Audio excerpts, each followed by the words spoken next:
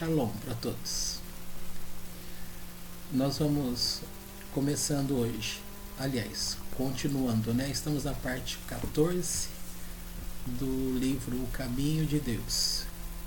Hoje é um tema bastante interessante, que eu tenho certeza que eu não vou conseguir terminar essa parte, porque o tema é teurgia. E teurgia, o significado mais comum dela, se você olhar no dicionário, é magia. E magia encanta as pessoas. Eu não sei quantos de vocês conhecem Once Upon a Time. Quem que não fica encantado com as fábulas, com a magia? Os textos bíblicos, por exemplo, agora, essa semana, Parashá Balak, quando na morte de Bilam ele sai voando pelos ares, segundo Midrash, obras de encantamento, a aparição daquele anjo para aquele cavalo, não é cavalo, como é que é o nome? A burrinha lá do Bilam, que ele bate nela e ela fala, e ela acaba falando. A aparição de anjos. Então são tanta coisa interessante que nós vamos entender um pouquinho que a forma como Deus colocou todas as coisas desde o começo no seu supremo conhecimento, vai ficar mais fácil. Então eu vou começar a ler. Essa primeira parte que eu vou ler não vai ser necessário explicar nada, mas daqui a pouco eu vou entrar no assunto, aí eu dou uma paradinha e a gente vai explicando. Então nós estamos no Derech Hashem, O Caminho de Deus, estamos na parte 14. O título é Teurgia. E diz assim o texto: em textos anteriores, examinamos como todas as coisas criadas originam-se nas forças transcendentais. Essas forças estão dispostas num sistema lógico, com várias divisões das quais derivam as diferentes categorias de fenômenos físicos. De maneira similar, examinamos as forças do mal, nas quais se originam todos os males no mundo físico. Outro sim, explicamos como a essência primária de todas as coisas físicas é aquela que existe em suas raízes transcendentais. Aquilo que existe no plano físico é apenas um reflexo do que se origina e compõe em seu nível superior. Nesse nível, também foi determinado permitir àqueles elementos adequados à natureza da existência e aos seus diversos aspectos propagar-se em relação ao que deveria estar nas raízes, assim como nos ramos. Depois, a sabedoria suprema encaminha esses elementos através de uma sequência que transmite e reflete sua essência de uma forma para outra, até que eles fiquem unidos, delineados pela sua forma física. Portanto, sobre cada coisa física existe uma cadeia de raízes, uma acima das outras, atingindo as forças originais. Cada uma dessas permanece na posição que lhe é própria, sustentando-se permanentemente no nível na esfera de ação ordenada pelo Criador. Todas as raízes influenciam seus ramos no mundo físico de acordo com esta sequência, sem nunca jamais exceder suas limitações naturais. No entanto, a sabedoria suprema decretou que essas forças sejam capazes de agir sobre o mundo físico de outra maneira, independente da ordem dessa sequência. Portanto, elas podem agir independentemente sobre o físico de acordo com suas próprias leis inatas, e não conforme as leis físicas da natureza. Então vocês vão vendo que esse princípio aqui, olha, elas podem agir independentemente sobre o físico de acordo com suas próprias leis inatas e não conforme as leis físicas da natureza. Ou seja, são conhecimentos, são coisas de uma natureza que não é física. Aqui podemos incluir tudo que podemos chamar de sobrenatural. É através, continuando, é através desse modo de ação que as leis normais da natureza podem ficar suspensas e alteradas no plano físico. Esta é a área do teúrgico. Abrindo parênteses aqui, dá para falar, por exemplo, que o milagre que as pessoas tanto falam, milagre é o que? É sobrenatural. E ele vem de onde? É dito numa fonte judaica, eu não me recordo agora qual é o nome do livro. Então é explicado que o milagre em si, de uma forma geral, ele não existe. Porque como ele é uma força que não pertence, um conhecimento que não pertence a esse mundo físico, então nesse sentido ele não existe. Agora, no mundo natural de onde vem o milagre, por exemplo, é uma lei, como foi dito aqui, é uma lei própria deles, daquele mundo de então. E aquilo não é um milagre, aquilo é uma sequência normal. Assim como é tão natural pra gente, se eu pegar o mouse e soltar no chão, a gente sabe que vai cair, é um processo natural. Seria estranho se eu colocasse o mouse aqui e ele subisse ao invés de descer. Então eu estaria alterando uma lei física. O milagre, de uma forma geral, é o que? É uma alteração no mundo físico, apenas isso. E todo mundo acha maravilhoso demais, mas é uma questão simples. Por isso que em muitos relatos é dito que não há milagre. Tá? Vamos continuar. Deus concedeu ao homem a capacidade de manipular a criação. Então, repetindo, veja, Deus concedeu ao homem a capacidade de manipular a criação, dessa maneira teúrgica. Ou seja, aquilo que você chama de espiritual, encantamentos, magia, alteram coisas materiais. E isso está no campo de teúrgica. Assim como ele lhe deu o poder de fazê-lo de modo natural. As duas maneiras também são iguais, na medida em que o homem não pode utilizar-se, seja da maneira teúrgica ou da maneira natural, para fazer o que quiser, mas fica restrito pelas limitações naturais de ambos os processos. A maneira pela qual o homem manipula as coisas de modo natural, portanto, fica limitada pelas leis da natureza e pelas propriedades da matéria. Assim, por exemplo, se alguém quiser cortar algo, deverá usar um instrumento cortante, como por exemplo uma faca. Caso queira subir, deverá usar, como por exemplo uma escada. Somente poderá espremer uma coisa se ela for compressível.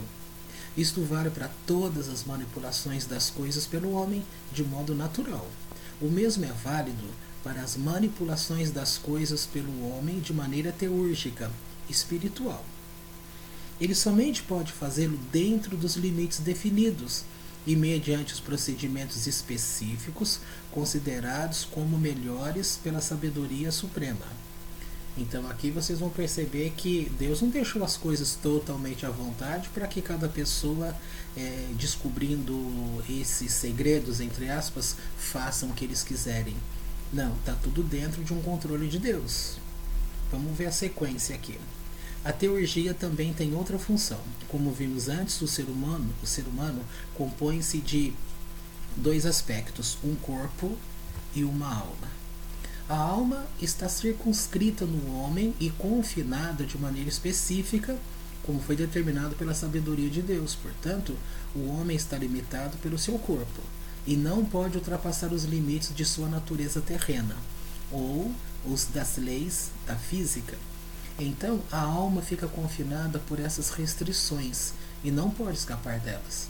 Contudo, Deus quis que houvesse uma maneira para que o ser humano se liberasse dessas restrições físicas até um certo ponto. Olha, vou repetir esse pedaço. Então aqui está dizendo que Deus quis que houvesse uma maneira para que o ser humano se liberasse dessas restrições físicas até um certo ponto. Então, desse modo, ele seria capaz de obter coisas como resultado de regras espirituais, no lugar das regras das leis físicas. Eu vou abrir um parênteses aqui novamente. As pessoas assistem desenhos E no desenho é muito famoso aquela bruxa que sai voando numa vassoura. Por outro lado, nos livros, quem já foi evangélico conheceu os livros de Rebecca Brown, por exemplo, as coisas sobre o satanismo e tantas outras experiências. Aí entra muitas outras religiões, coisas espirituais, entra aquelas pessoas da teosofia, entra aquele conhecimento que é conhecido como viagem astral. A viagem astral, ela é a representação dessa bruxa voando na vassoura. A vassoura está representando aquele cordão de prata onde dá instrução, onde faz essa ligação de uma pessoa que está nesse plano astral. Tem muitos livros escritos e que fala dessas coisas. Então são experiências. Tem gente que procura ensinar essas coisas em determinadas escolas. Não é considerado uma religião, não é considerado, é simplesmente uma coisa que vai chamando a atenção e as pessoas gostam disso, essa questão de se desligar do corpo.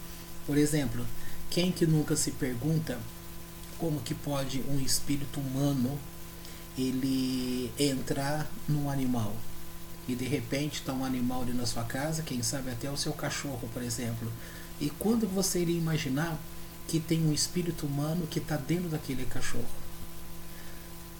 Outra coisa que é muito comum, não estou falando que a explicação é essa, só estou dando uma abordagem. Mediunidade. Como que numa igreja, por exemplo, uma manifestação demoníaca, um espírito que você não vê, ele está canalizando uma pessoa, ele está ocupando uma parte dela ali. Da mesma forma que eu disse que um espírito estaria ocupando a parte daquele cachorro e mantendo toda a sua ciência. Ou seja, naquele momento que está ali, aquele espírito de uma pessoa que está viva, de um ser humano. Então, para muitas pessoas, isso parece feitiçaria, e guardadas as proporções, está dentro do campo que a gente chama de feitiçaria. Então, essa questão de feitiçaria, isso aqui é muito amplo, muito grande. Eu estou extrapolando um pouco dentro dessas áreas que todo mundo conhece um pouco, sobre receber um espírito, ficar manifesto, ter ligações com um demônio materializado, um anjo materializado. Está tudo dentro de um campo que está misturando aquilo que é material com aquilo que é espiritual. Então, de uma forma geral, está dentro desse campo chamado teúrgica. Vamos passar para frente, senão eu, como gosto desse tema, vou ficar falando, dando exemplo. E por falar em exemplo, eu lembro de um atendimento de muitos anos atrás. Uma moça fez a seguinte pergunta numa sessão de terapia comigo. Ela perguntou assim, se era possível um espírito de uma pessoa que não estava morta pudesse agir, ou seja, ela deu exemplo ali no nosso meio, uma pessoa, um espírito vivo pudesse tocar matéria, empurrar gente, empurrar cadeira. Isso foi em 1996 e naquela época não se tinha, existia esses conhecimentos. Eu é que não tinha muito desse conhecimento. E eu lembro que eu disse para ela assim, olha, não sei te responder, eu vou procurar aprender essas coisas e quando eu tiver a resposta eu falo. Naquele mesmo ano eu aprendi muito dessas coisas e descobri, assim como a gente falou sobre viagem astral, o que ela estava perguntando não era um espírito ou um anjo que estava fazendo aquilo, porque um espírito, um demônio, um anjo, isso aí é comum, as pessoas sabem que eles movem e fazem isso. Como naquele filme Ghost, o filme Ghost, que mostra aquela situação da pessoa que morreu, o espírito voltou, aquela coisa toda, e dentro daquele trem ele teve que aprender a tocar em objetos, que ele não conseguia dominar a técnica para poder tocar. Tá? Então essas coisas você vê em filmes, você vê em muitas outras áreas, mas o que eu estou falando aqui era de uma situação de uma pessoa viva, ou seja, ela estava se referindo à viagem astral. Tá? E aquilo para mim, embora era muito conhecido já em variadas escolas, é, e isso é um assunto muito velho, tá? Então eu deixei para lá. Mas naquele ano eu aprendi essas coisas. Então eu descobri que de fato era muito possível. Inclusive a questão desse espírito vivo. Ah, e tem um detalhe importante aqui, que quando a pessoa está acostumada, que aprendeu na igreja, que você expulsa um demônio em nome de Jesus. Então acontecia uma manifestação, falava, fulano, sai em nome de Jesus. Tá? Para um demônio, por exemplo. Mas quando é uma aparência de um espírito vivo, a pessoa vai falar, um pastor, um padre, alguém vai falar, sai em nome de Maria, sai em nome de Jesus, sai em nome de Pedrinho, sai em nome de qualquer nome que você usar, ou um nome que você tenha poder. Estou exagerando aqui só apenas para dar exemplo. O que vai acontecer? Aquele espírito, ele está vivo, é uma pessoa, ela está apenas fora do corpo dela. É aquilo que a gente leu aqui. Deus permitiu que o espírito pudesse deixar um pouco essa relação com o corpo, andar por essas leis espirituais, mas dentro de um limite. Essas coisas precisam ficar bem conhecidas, embora é um assunto que por um lado é bastante conhecido, mas na grande maioria é um assunto muito desconhecido. O filme Doutor Estranho é um outro filme sensacional que você fica conhecendo detalhes desse controle espiritual, numa situação que a grande maioria das pessoas não estão acostumadas. Por isso que as pessoas elas vivem no mundo de hoje, no mundo, não vou dizer nem idealizado. Elas estão, na verdade, fora de uma realidade. Elas acreditam em Deus, acreditam na sua fé, elas acreditam em tantas coisas, e naquilo que é tão real que está acontecendo perto delas, elas não acreditam. Para muitas pessoas, um espírito humano fazendo alguma coisa, eles vão chamar de satanismo, vão chamar de espiritismo, vão chamar de feitiçaria, não importa o nome que se dá. Nós estamos discutindo aqui que são coisas que existem e acontecem.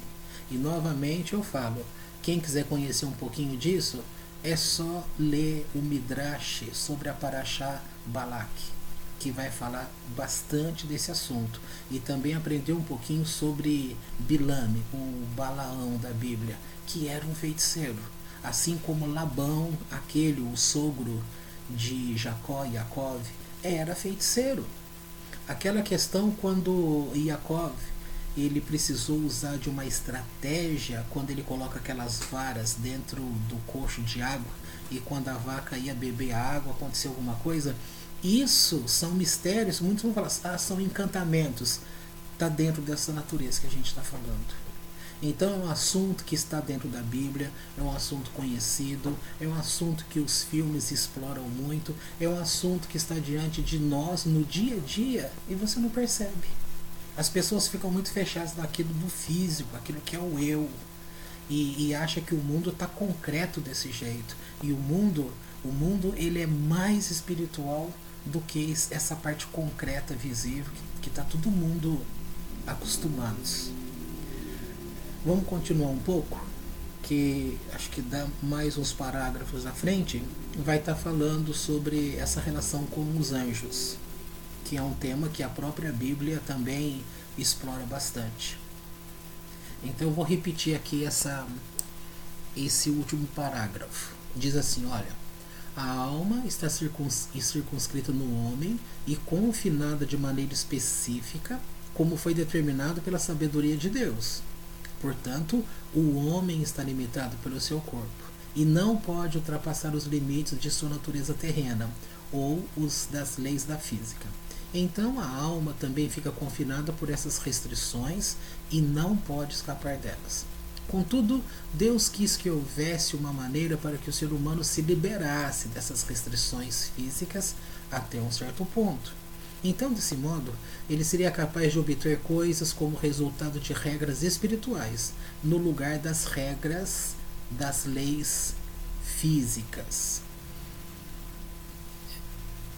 Tem alguns livros, não está escrito aqui, agora estou falando com você, abrindo parênteses de novo.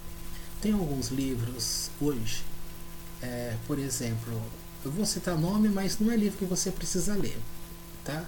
A Espada de Moisés, o livro de Iraziel, Sefer Harazim, o livro dos segredos, isso dentro de uma abordagem de Kabbalah.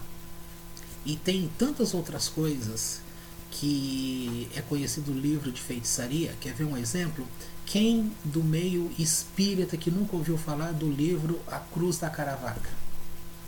Quem que não conhece os famosos escritos de São Ciprião? E são coisas que envolvem o que? Encantamentos de magia, invocação de espíritos e vai por aí afora. Gente, tá tudo dentro desse campo aqui que Deus já estava mostrando como que o mundo material poderia estar conectado com o mundo espiritual. São ainda que aqueles flashes relance que você consegue ter uma percepção plena, tá? Por exemplo, e aquela questão quando Jesus fala assim, não me lembro se foi Jesus que falou mesmo, mas é uma abordagem bíblica do Novo Testamento que fala que nós devemos viver neste mundo como se dele não fôssemos. O que significa viver neste mundo como se dele não fosse? Na verdade, essa experiência é que aquele que tem uma comunicação com Deus, ele sobe, ele muda o estado dele de consciência. Meditação judaica, por exemplo, vai fazer o quê? Vai entrar nesses assuntos. Eu estou adiantando um pouco porque daqui a pouco vai falar sobre nomes do Eterno. E aqui vale lembrar o livro Sefer Tzirah, que logo no começo ele já vai dando uma relação de como Deus, nessa criação do universo, das coisas criadas, ele vai usando nomes que é dado a ele. E não são só estes. Por exemplo, a meditação judaica, que nós conseguimos tocar as coisas no mundo espiritual e também nesse universo criado, que é um universo vibracional.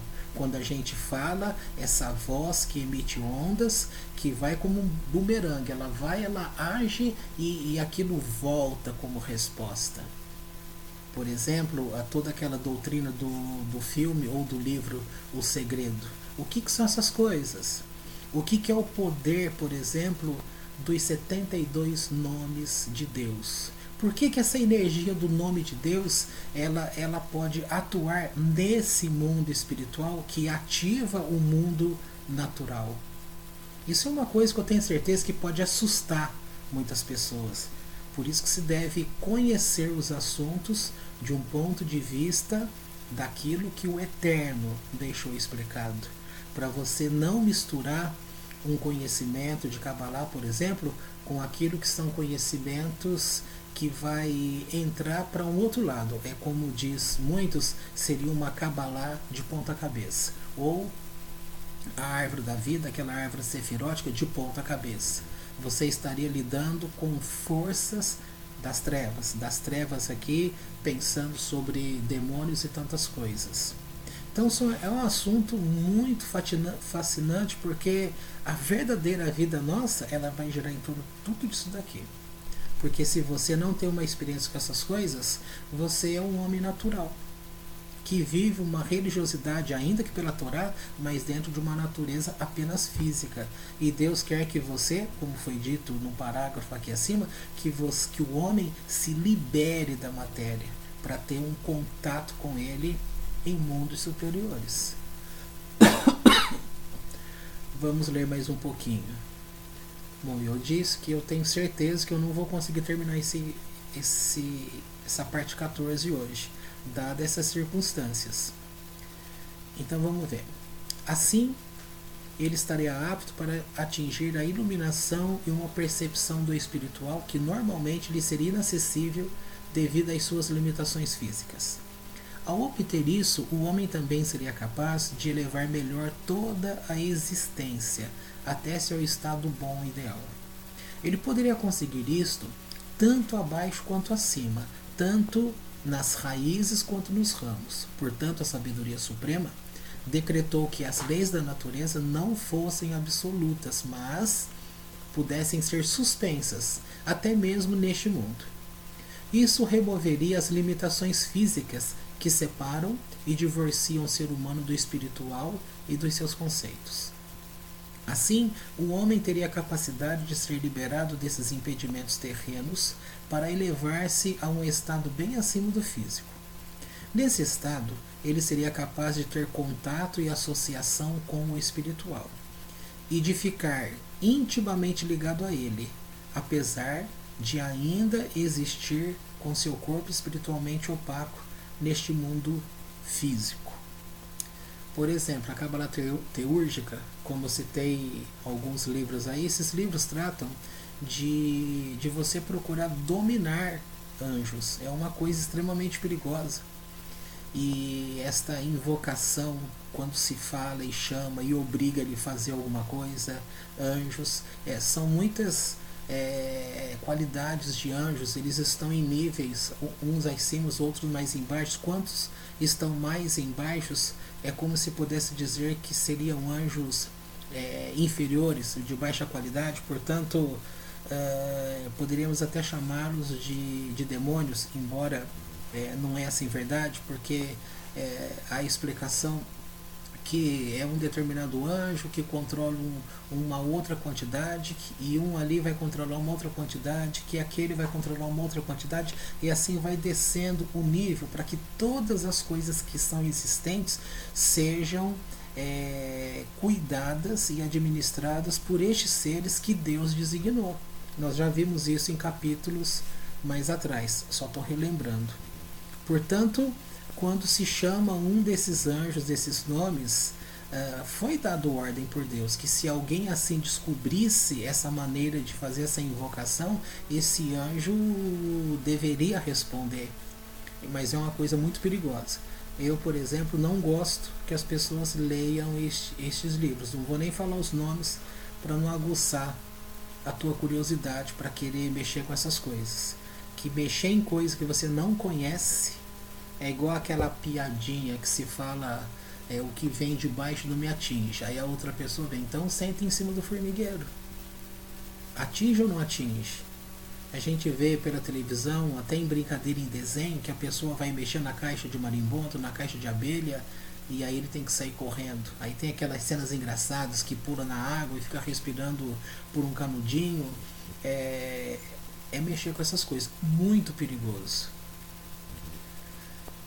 Então vamos seguir mais um pouquinho.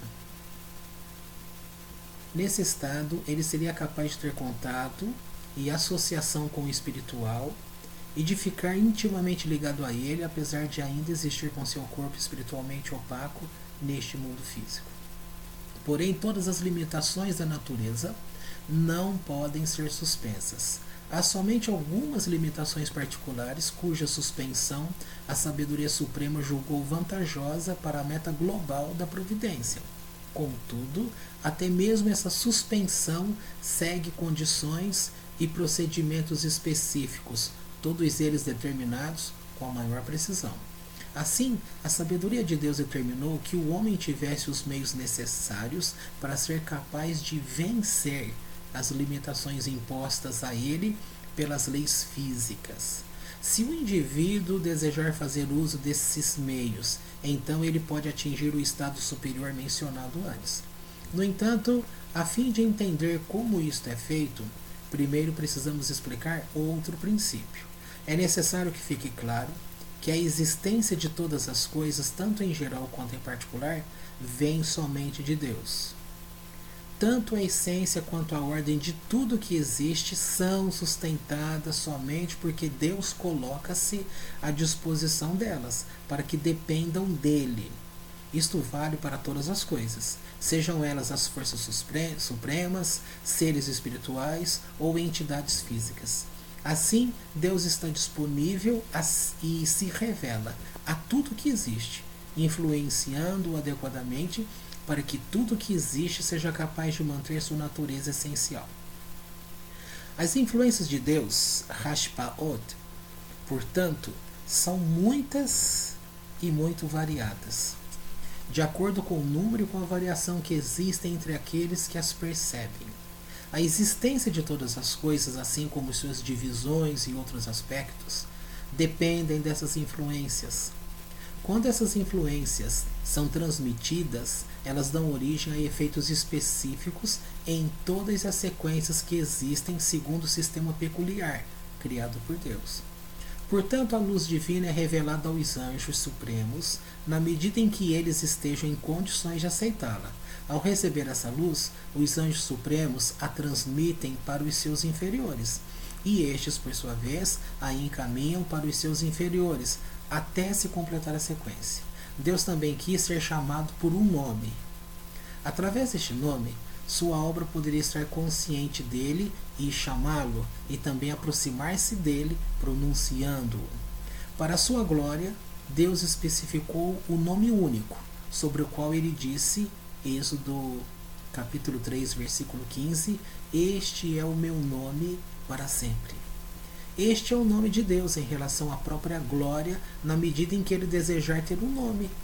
Todavia, Deus faz uso de outras influências, e em relação a cada uma delas, ele também tem diversos nomes. Lembrando aqui que eu citei os capítulos iniciais do Sefer Yetzirah, quando vai dando de uma forma criativa como Deus vai usando o seu próprio nome. Por exemplo, Senhor dos Exércitos, El Shaddai, e assim vai alguns nomes, tá? Muito conhecido até no meio evangélico, que as pessoas gostam de ficar citando estes nomes. Então vamos seguir aqui. Deus também decretou e ordenou que quando... deixa eu lembrar uma coisa. Um texto famoso do Novo Testamento, que está escrito assim, quando onde estiver 2 ou 3 em meu nome, ali estarei. Muitos questionam se esse texto está na Bíblia, se não está, se foi dito, o que significa. Esquece um pouco se isso existiu, se não existiu, mas dentro dessa questão que eu estou te falando de teologia e do nome divino, quando fala, portanto, que onde estiver 2 ou 3 em meu nome, por exemplo, você se reúne para ter uma reunião pública de oração judaica, por exemplo, você tem que ter no mínimo 10 pessoas, tá? Então, onde estiver 2 ou 3, ali estarei presente.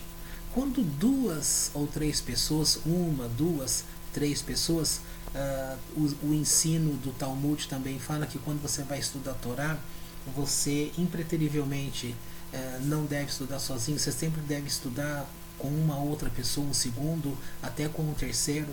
Veja as salas de aulas judaicas, por exemplo, nunca é sozinho, você sempre está debatendo com alguém, está sempre falando.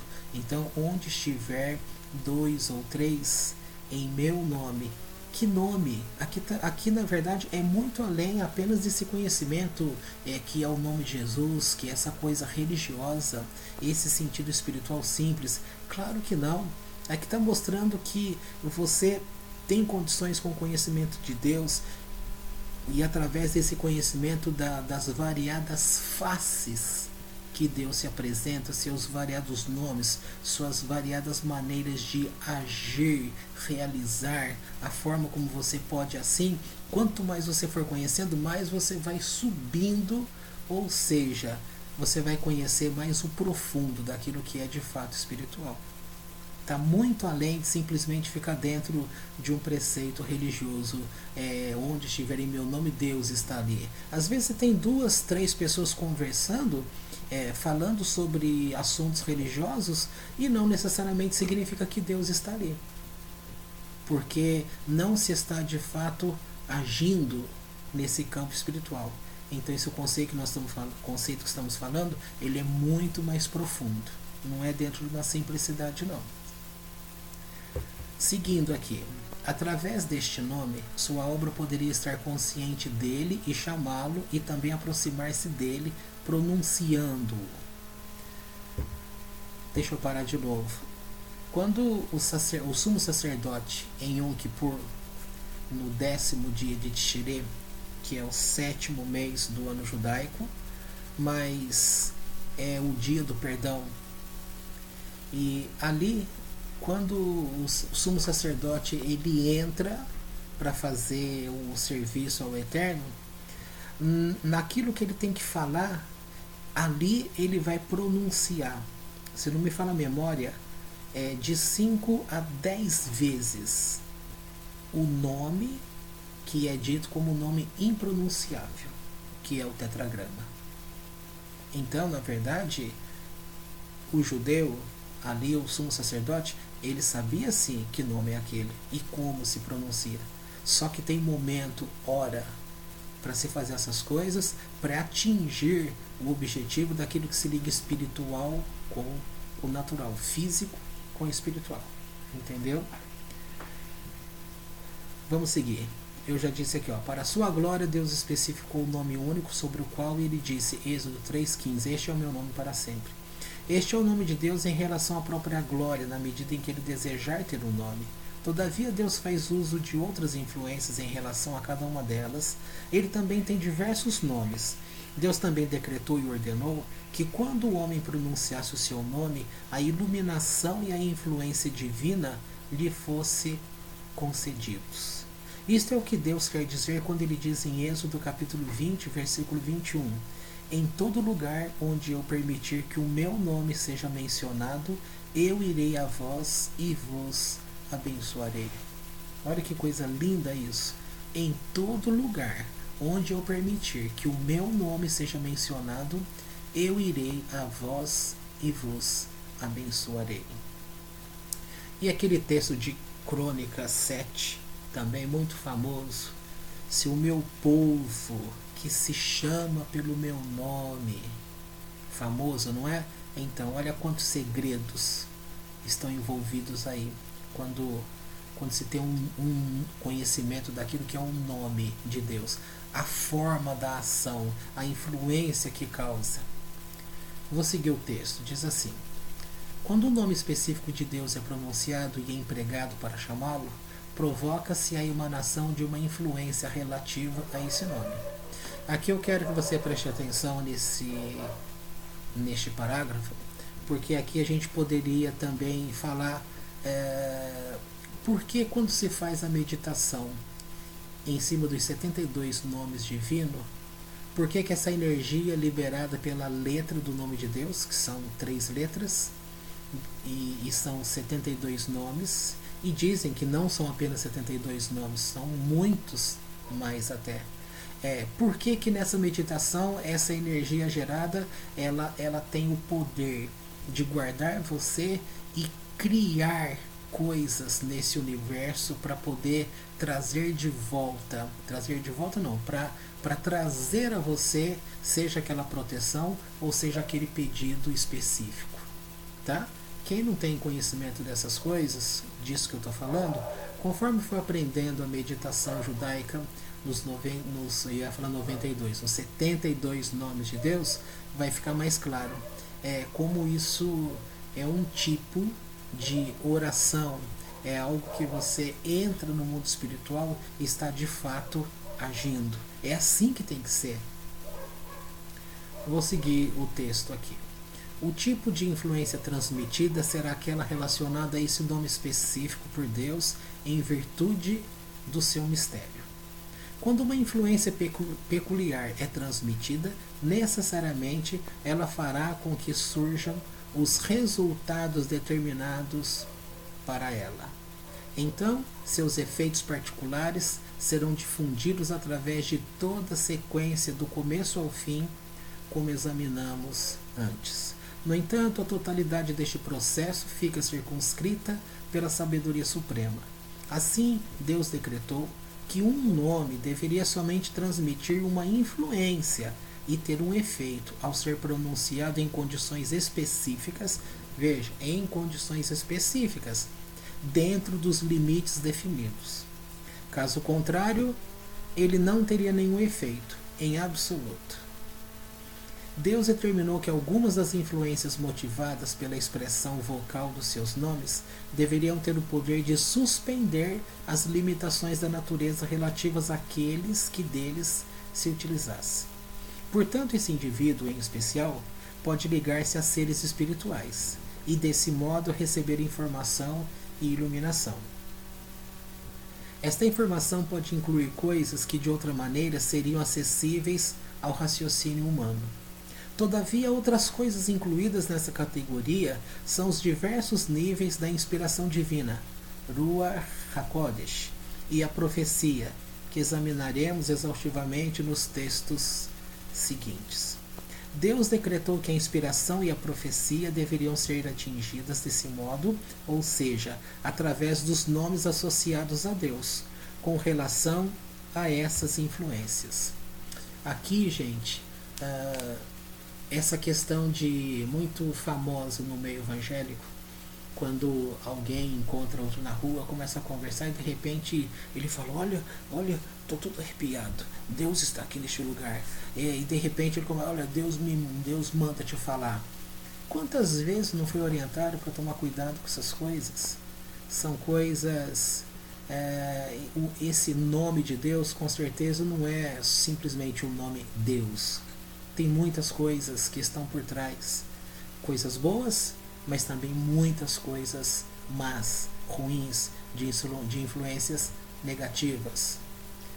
Então eu vou repetir aqui. Deus decretou que a inspiração e a profecia deveriam ser atingidas desse modo, ou seja, através dos nomes associados a Deus, com relação a essas influências. Isso acontece quando alguém repete um desses nomes mentalmente, o expressa verbalmente ou o combina com outras palavras, ao mesmo tempo que cumpre com todas as demais condições exigidas, que serão examinadas adiante. Por exemplo, é muito famoso o Golem. O que é um Golem? É como se fosse um androide. Pela meditação, através dos nomes de Deus e das letras sagradas e combinações, permutações, conhecendo toda essa técnica em meditação nesse sentido, eu não lembro o nome do Rabi, mas a cada manhã eles traziam a existência, através dessa meditação, eles criavam uma vaca, por exemplo, um bezerro, e eles comiam daquele bezerro pela manhã. Ou seja, aquilo veio à existência. E isso, as pessoas perguntam, mas quer dizer que é um animal de verdade? Quer ver um exemplo bíblico? Quem que não conhece a história de José?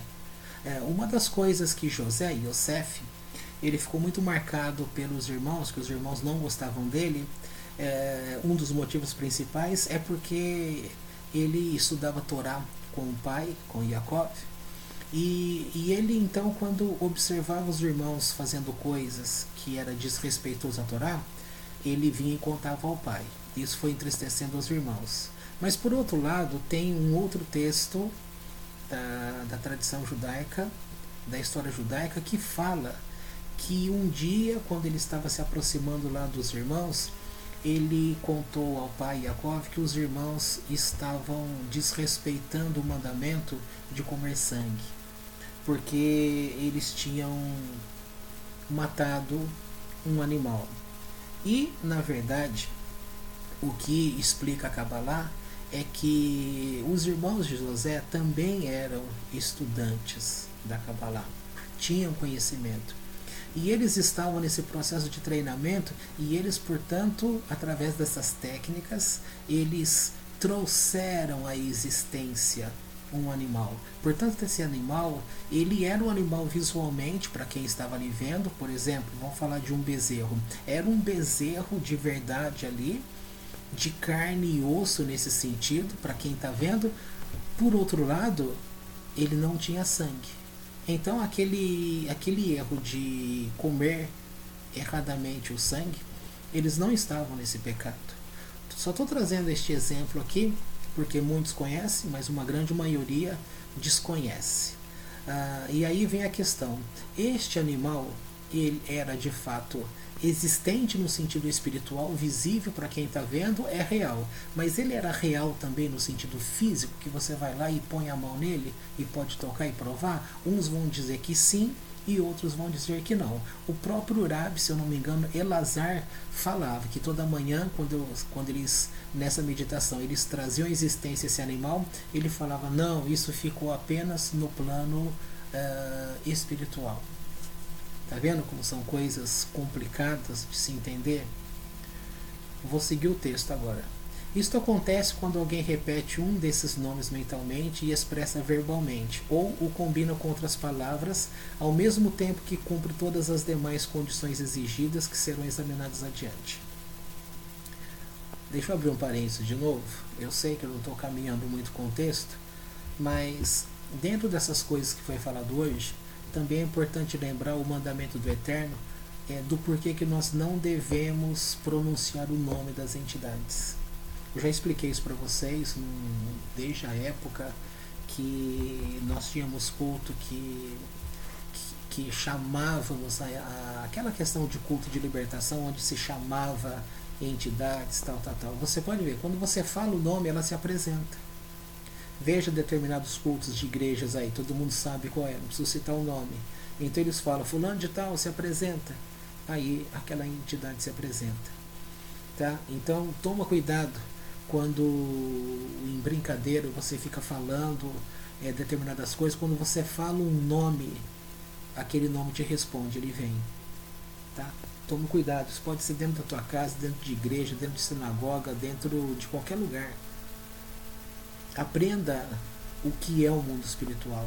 Toma muito cuidado, porque essas coisas não são brincadeiras. Agora eu vou seguir de novo aqui o texto. Onde eu parei?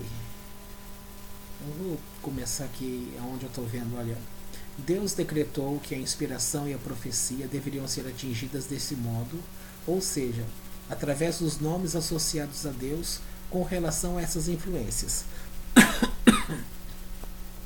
Isso acontece quando alguém repete um desses nomes mentalmente, o expressa verbalmente ou o combina com outras palavras, ao mesmo tempo que cumpre com todas as demais condições exigidas que serão examinadas adiante. Apesar que transcender os limites da natureza seja apenas um conceito geral singular, é óbvio que ele compreende muitos detalhes, dependendo das disposições e dos níveis peculiares das coisas em questão. As influências necessárias para completar este processo, em todos os seus aspectos, dependerão de suas propriedades fornecidas, assim como de sua disposição. O número de detalhes e condições que envolvem o uso do nome de Deus também dependerá disto. A liberação espiritual, que já examinamos também, possui muitos níveis e, a esse respeito, ela é como qualquer outro conceito geral, que contém muitos elementos detalhados. Assim, algumas pessoas estão apenas levemente liberadas dos seus vínculos e das suas limitações físicas, enquanto que outras experimentam num grau muito maior.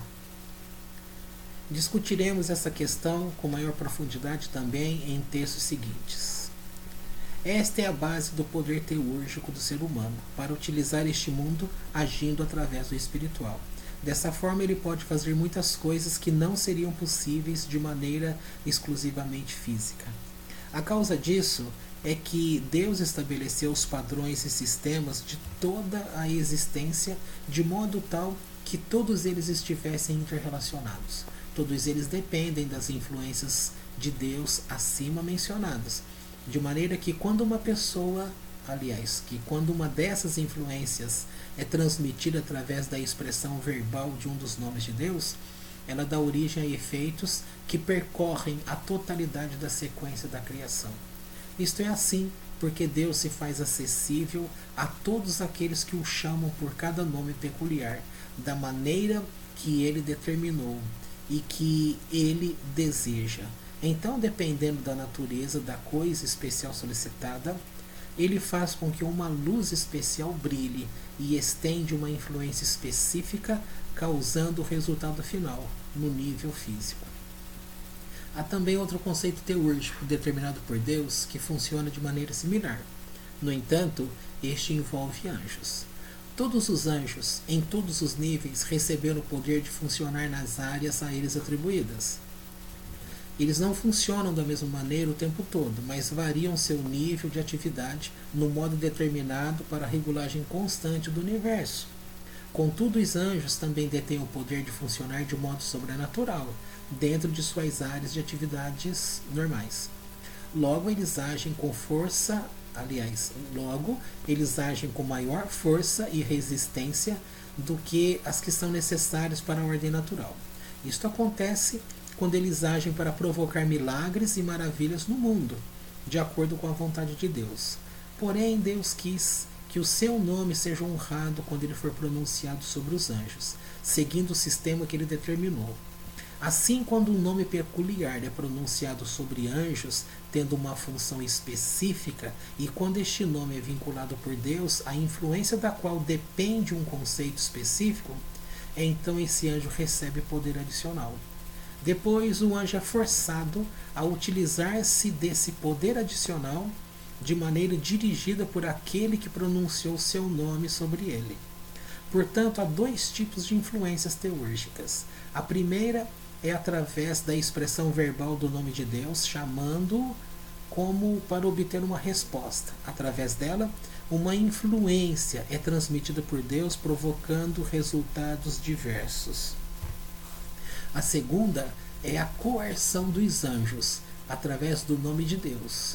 Isto faz com que eles funcionem de maneira sobrenatural dentro de sua esfera de atividade normal.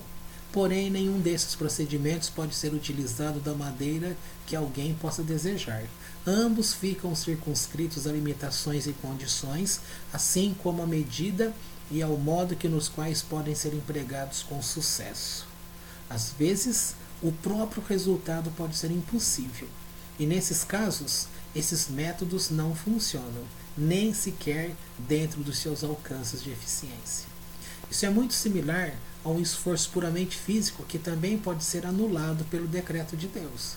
O primeiro método, que envolve a transmissão das influências de Deus através dos seus nomes, somente pode ser usado por alguém que tenha atingido grande proximidade e ligação com Deus. Gente, isso tem que ser muito lógico. Essas coisas não é brinquedo que você simplesmente pega e sai falando em nome de Deus e tudo que se fala vai acontecer. Não, tem que ter uma comunicação. Deixa eu lembrar um fato. Deixa eu subir aqui para não perder aonde é que eu estava. Pronto, já marquei aqui. Quer ver um exemplo? Quando Moisés ele esteve em uma daquelas vezes que ele esteve na eternidade com Deus, é dito que quando o povo pecou, começou a ter uma mortandade no meio do acampamento das pessoas. E o anjo da morte estava ali para matar aquelas pessoas. Já era conhecido que os dois filhos de Aharão, Nadab e Abiú, eles tinham sido mortos porque foi dito que eles levaram a Deus fogo estranho, um incenso, um fogo estranho. Naquele momento, o irmão de Moisés, o momento que eu falo é quando estava aquela batalha, o pessoal, por causa daquele pecado, o anjo da morte estava matando pessoas do acampamento ali de Deus. Moisés, portanto, se lembrou de uma conversa que ele teve com o anjo da morte, quando ele esteve lá na eternidade. E ele então gritou para Aharon e perguntou para ele: Aharon, onde está aquela frigideira que se faz o incenso a Deus? E aí Aharon diz para ele: mas o que você está querendo, meu irmão? Isso é perigoso. O que ele estava querendo dizer? Olha, os meus dois filhos levaram o incenso que Deus não tinha permitido e eles morreram. E Moisés falou para ele: corre lá, pega a frigideira, prepara o incenso nessa frigideira e vá até no meio do acampamento e ofereça ali ao Eterno. Ou seja, chamando o nome do Eterno. E Aharon falou assim: mas eu não posso fazer isso, eu vou morrer. E Moisés falou para ele: você não vai morrer, porque quando eu estive em eternidade, ou seja, quando ele estava com o Eterno, ele se lembrou da conversa que ele teve com este poder desse anjo da morte, e o anjo da morte tinha ensinado ele, dizendo que se houvesse uma necessidade, quando se oferece o incenso a Deus daquela forma específica, tal, o poder dele de matar seria paralisado. Então Aharon falou assim: eu vou fazer. E Moisés bancou, dizendo: pode fazer por mim, porque você não vai morrer.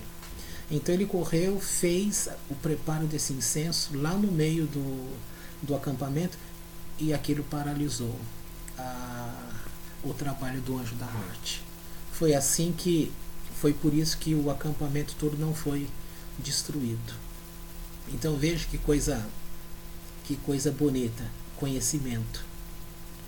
Bom, agora eu vou ler o texto de novo.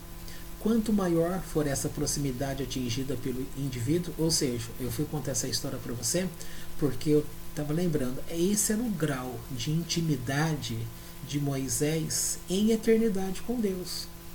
Então veja, não é simplesmente qualquer conhecimento que todo mundo está próximo de Deus. Não, proximidade com Deus, você alcança grau. Ninguém é igual a ninguém. E ninguém pode falar: eu sou maior que você. Depende de você. Você pode crescer. E você tem que desejar crescer. Se você fica parado achando que você está num nível que Deus quis assim, é engano seu. Essa postura que você tem, que você não cresceu ou não tem crescido, isso não é determinado por Deus, não. Isso é você que não tem feito a sua parte, é você que não tem buscado, você que não tem procurado conhecer, é você que não tem procurado se aproximar de Deus. E não é se aproximar de Deus via religiosidade, via conhecimento de qualquer tipo de literatura. Não, é conhecer Deus com responsabilidade. Sabe, é aquela questão coração com coração. É isso. Deixa eu ler mais um pouquinho que eu creio que já está acabando. Se essa proximidade... Vamos ler aqui de novo, peraí. Quanto maior for essa proximidade atingida pelo indivíduo, maior será seu sucesso na utilização deste processo.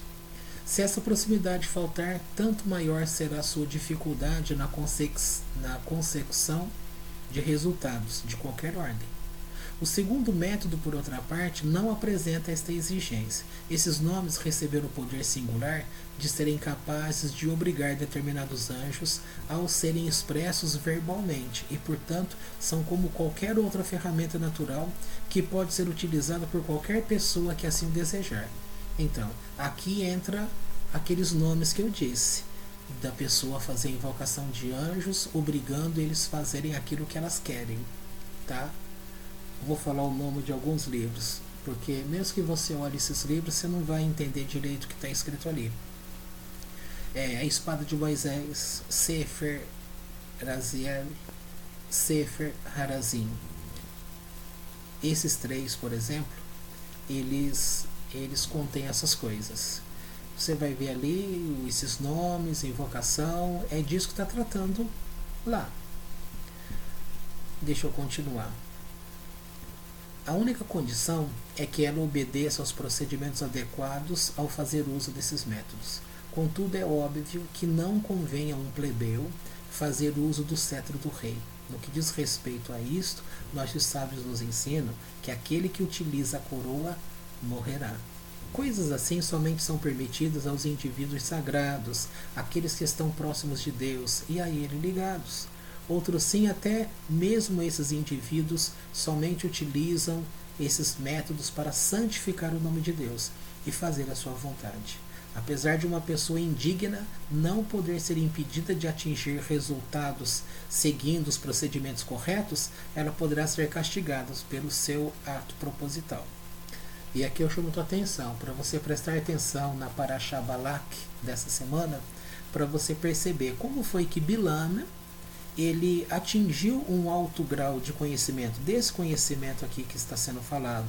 Mas olha, o que eu vou repetir esse texto para você entender como que é o exemplo de Bilam. Apesar de uma pessoa indigna, isso mesmo, Bilam tinha uma profecia, um conhecimento alto, porém indigno. Não pode ser impedida de atingir resultados. De fato, ele não foi impedido de obter resultados. Tanto é que ele se viu no direito de fazer encantamentos para amaldiçoar o povo de Israel. E aqui diz que não é impedido de atingir resultados seguindo os procedimentos corretos, mas ela poderá ser castigada pelo seu ato proposital. No caso, ele foi. Deixa eu ver quantas páginas tem. Só mais uma. Então vamos terminar.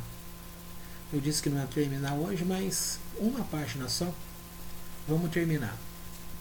Em todo caso, como já mencionamos, esses poderes teúrgicos não são absolutos, estando nitidamente circunscritos pelas limitações consideradas adequadas pela sabedoria suprema.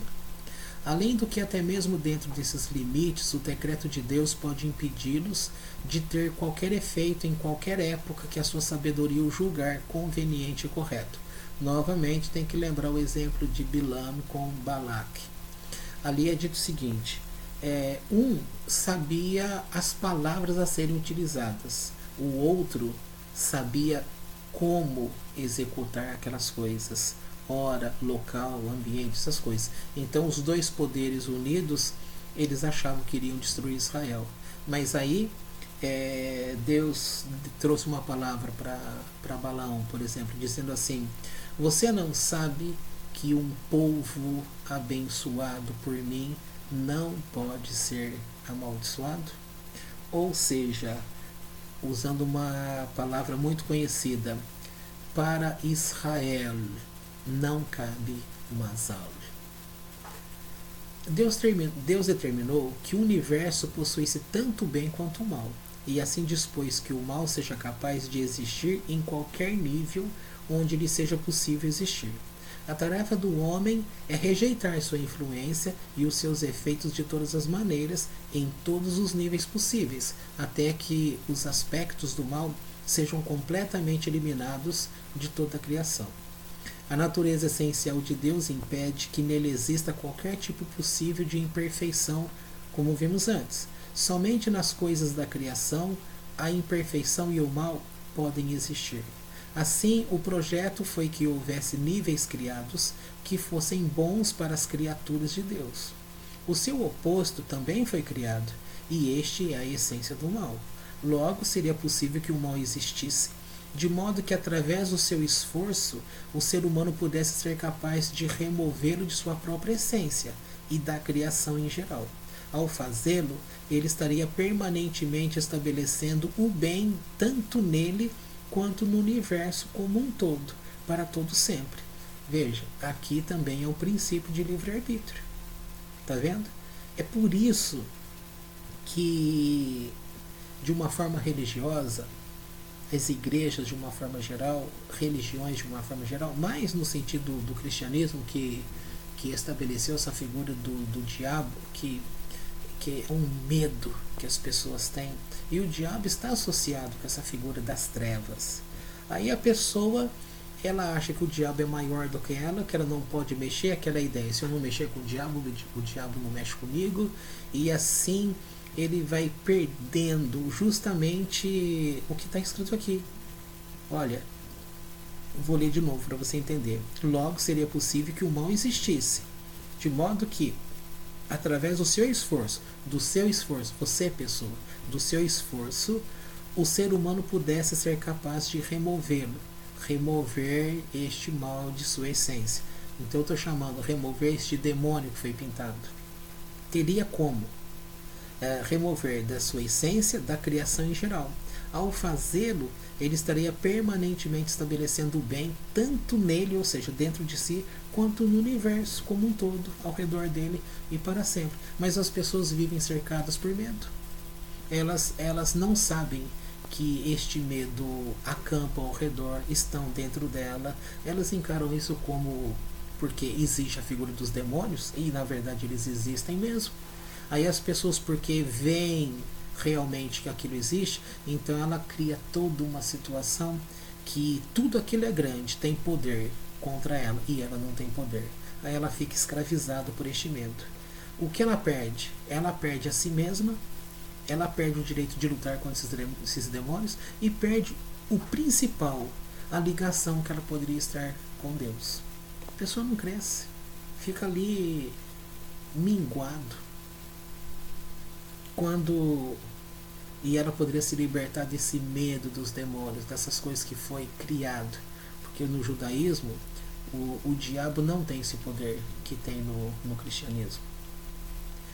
Como é dito em linguagem simples, no judaísmo, você não pode falar: o diabo fez isso, os demônios fizeram isso, fizeram com que eu fizesse isso. Não. No judaísmo, você olha para si e vê que você não dominou a si mesmo, e você não se esforçou, e você não fez. Ou seja, você que não usou, você simplesmente se permitiu a inclinação do mal, o Yetzer Hara que está em você.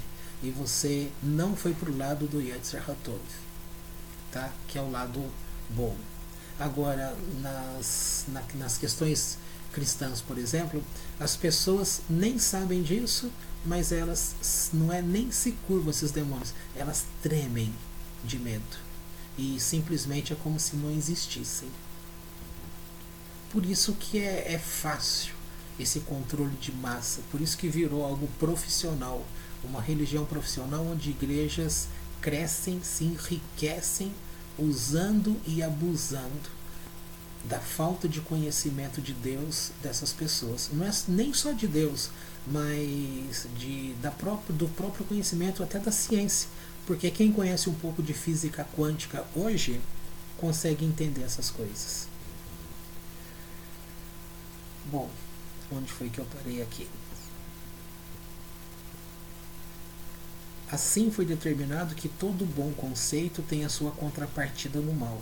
Isto é o significado das Escrituras ao dizer em Eclesiastes 7, versículo 14: Deus fez um oposto ao outro. No entanto, há um aspecto no qual o bem é superior ao mal. O bem tem sua base na própria perfeição de Deus, que não tem começo nem fim. O mal, por outra parte, é apenas algo que foi criado e que, ao final, será aniquilado. Seu objetivo é funcionar somente durante o período da luta humana, como vimos anteriormente. Qual é esse período da luta humana? Esse período em que a pessoa vive no corpo, estando na Terra. Então o período do corpo é durante esta vida, e o período da alma é no pós-morte. O homem pode conseguir informação, esclarecimento e inspiração divina, Ruach HaKodesh, o Espírito do Santo, de um modo que transcende sua natureza física, fazendo uso de conceitos sagrados. Como resultado desse equilíbrio, portanto, também tem de ser possível que os opostos desses conceitos existam. Por conseguinte, o ser humano pode atrair para si a escuridão, a poluição e o espírito impuro, de modo a transcender as leis da natureza. Essa é a base de práticas tão corruptas quanto a bruxaria, necromancia, comunicar-se com os mortos, que são proibidas pela Torá.